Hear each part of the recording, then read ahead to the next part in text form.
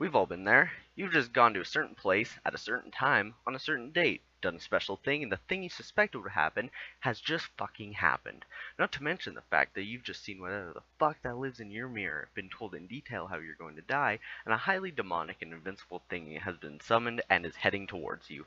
Also, your family are all dead, your friends are all missing, and you've been framed by someone with access to your bedroom. What the fuck are you going to do now, sweet protagonist? Well, you've come to the right place to find out. These are the simple rules one must follow in order to firstly, not become the victim of a creepypasta, and furthermore, to come out kicking if the worst does happen. With the help of this guide, you too can be that catatonic, traumatized wreck as opposed to that guy currently being worn as a coat by some dude who roams a lot. Just keep these simple rules in mind. Mirrors and darkness don't mix. Actually, mirrors are a general no in the creepypasta world. There's nothing more sinister. There's a 0 chance of survival if you look at the thing that no one else can see or answer its question incorrectly. If you're alone at night in a creepy mental institution, take some time to consider what the fuck you're doing there. Then, and if it's appropriate to do so, leave. Avoid going to places where everyone else who went there never came back or died inexplicably. If someone stops by your vehicle at night and asks to come with you, it will probably be in your best interest to politely decline. Killing is the last method of survival. Use it sparingly, but without fear. Who was phone is always a good thing to ponder. Also, who the hell answers the phone while kissing a dead person's sexy daughter? A douche is who. Get a simple .38 revolver, loaded with 2 silver bullets.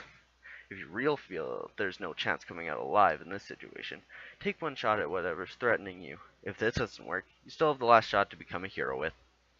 Area 51 is simply too well guarded to let you in, or let any alien out. When going to a hotel, try to steer clear of unauthorized areas. If you couldn't resist but you saw a red thing, take some time to consider the price range and hotel standard on your next visit. Have you ever stayed at a haunted Hilton? When booking your hotel stay, TripAdvisor can be an invaluable tool in deeming whether your choice of the scene is multiple murder / full of death or people / built at the mouth of hell. Local newspapers can also be helpful. Invoking demons, speaking weird languages, and performing rituals of any kind is considered dangerous. Refrain from doing that, especially around abandoned warehouses, churches, psychiatric institutions, forests, and your house in front of a mirror at night. When going into a new area, environmental understanding is key to survival. Ask around for cursed places, legends, dangers, and other details. Listen to local people's advice, and don't be afraid to ask if you're unsure of which attacks/disappearances were paranormal and which aren't. Always have a Bible next to your bed. This provides average reading material, proof of beliefs, and a really heavy object to throw at enemies. Don't count on holy water. Get a sturdy vial of sulfuric acid and let a priest concentrate it. Japanese priests cleanse rooms by waving katana swords around. The ritual is 100% effective on corporeal forms. If you find 666 messages in your phone, mailbox, email, etc., consider changing the said service provider. Also, don't bother listening or reading the messages. It's spam. Extra dimensional, possibly, but spam nevertheless. Old pharmaceutical companies can't help you, unless you specifically need blood of the innocent, snake oil, and radioactive syrup, which is never. If you need to sign it in blood, you don't need to sign it. All mainstream governing bodies will accept contracts signed in ink. Bear this in mind if offered details to something that is seemed too good to be true. Lighthouses are dangerous. Avoid them at all costs. If you work at a lighthouse, consider a career in insurance sales or veterinary care.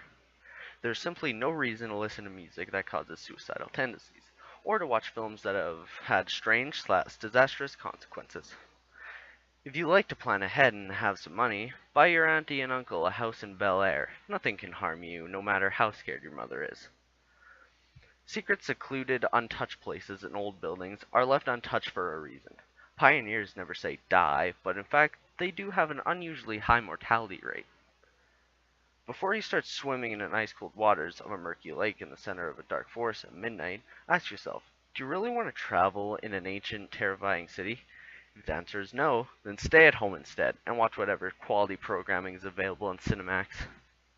On your 33rd birthday, try celebrating in a well-lit house with a company of others. Refrain from using the one true name for anything. There's probably a reason why people give it a nick. Watching TV static for long periods of time may be hazardous to your health. Try satellite TV to combat this problem. Get a cat. Those furry little hairballs seem to perceive unnatural phenomena better than us, and if desperate, simply throw it at whatever is about to get you. Cemeteries are bad places, especially in foggy conditions and on Halloween. Try not to close your eyes, ever. If you must, do so only briefly.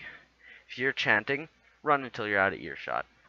If you're too old to play with dolls, you don't need to be anywhere near one of those creepy little fuckers. Legends can offer valuable insight and where not to go camping with friends. When babysitting, ascertain the family's tastes and preferences to avoid being killed by poorly selected statues. Even if you are certain that running will not save you, it's always best to try. Follow these simple rules and little or massive harm may befall on you. Either way, the important thing is to make sure your tale is told, copied, and pasted repeatedly.